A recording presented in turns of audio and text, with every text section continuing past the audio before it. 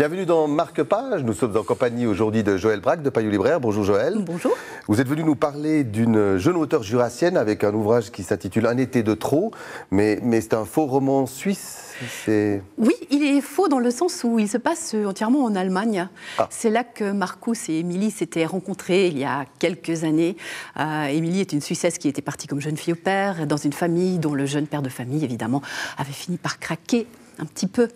Donc l'histoire s'est un peu mal terminée. Ils avaient promis qu'ils y repenseraient plus jamais, ni l'un ni l'autre, et elle est rentrée en Suisse. Mais ils ne vont pas tenir parole, donc. Alors, eux, oui, mais oui. pas leur destin, pas le hasard qui les renvoie chacun à Berlin.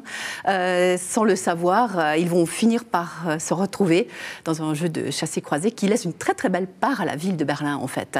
Donc voilà, qu'est-ce qui se passe? La vie a passé, leur vie s'est refaite, mais les souvenirs sont toujours là. Et non plus qu'à saisir la perche que leur tend Isabelle Schliemann. Oui, mais ça n'est pas une perche facile, parce que justement, les choses ont changé.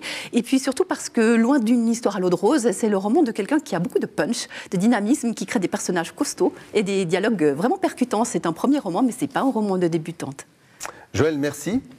Un été de trop d'Isabelle Schliemann, disponible chez votre libraire. Marque-Page, c'est terminé. Très bonne suite de programmes sur la télé.